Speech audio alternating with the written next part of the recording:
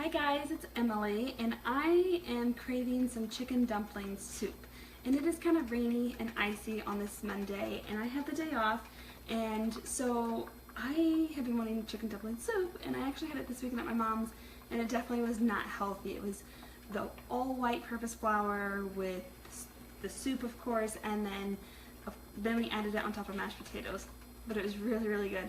So I wanted to make a healthier alternative, and I'm going to show you how I'm doing it. So what I do first is I've got my stew ready to go. You could also make a chicken and noodle soup this way with whole wheat noodles, which I've had a recipe for that before, and I could share that if you comment below asking for the noodle recipe. But what I started off with is I've got some chicken broth, water, the herbs, and I just put whole chicken breast in there that I chopped up in chunks and let that boil until the chicken was cooked. And then I pulled the chicken out and then I shredded it. And so then I seasoned the broth, and then I add the vegetables. So I've got carrots and I've also got celery. I'm going to add kale in at the end to add a little bit more greens. And then if you like yours more thick instead of the broth, what I end up doing is you make a roux. So for the roux, a lot of people use butter and flour. Well, I can't do butter since I'm dairy free, and what I end up doing is I've got this new coconut spread, which is like butter, and I melt that down to make a roux.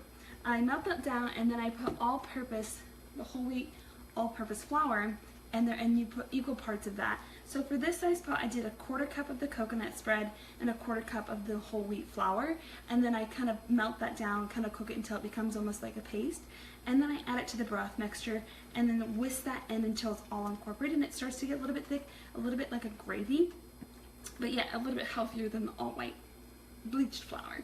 So now I've got the chicken shredded and put back in, I've got the carrots, the celery, and then I've got the roux put in there, and it's, you know, you could eat it like this and serve it, but I'm really wanting the dumplings, right? And dumplings are notorious for not being healthy. So I've got this recipe here that's all wheat flour here. So if you want to try these dumplings recipe, it's a cup of whole wheat flour, it's a 1/2 cup of all-purpose unbleached flour, so it's kind of, so it's not so gummy. And then I've got a 1/2 teaspoon of baking soda, a teaspoon of chicken seasoning or garlic salt, and I like the garlic salt for that kind of extra flavor of the garlic. And then I add about a 1/2 teaspoon to a teaspoon of dried parsley. And to make it moist, again, I don't do dairy, and it calls for buttermilk, right? Well, how do you make buttermilk from non-dairy milk? Well, I add 3/4 cup of almond milk, or you could do coconut milk or rice milk if you're allergic to nuts, and then I add a teaspoon of lemon juice, right? So that kind of gets it a little bit curdly and gives it that acidic taste that buttermilk needs.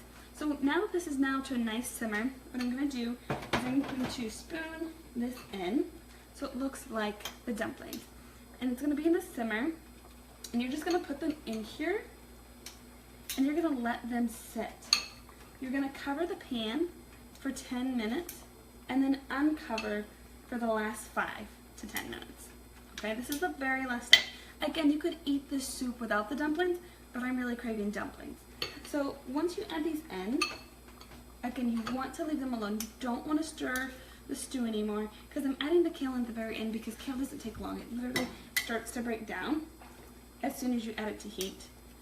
So if I added it now, it'd be complete mush. But I am adding the dumplings, and they'll start to puff up. And this will serve about 6 people total. And this is really hearty, especially when you're craving that comfort food, but really trying to watch what you're doing. And then, you know, I don't eliminate carbs because I need carbs. It gives me energy, and, you know, if you're gluten-free, you could definitely try this with a gluten-free flour. I've never tried that, but I'm sure it would be good. And so I just got this last little bit here. It's going to be a tiny little one. And they are starting to puff up already. So I've got the dumplings in there.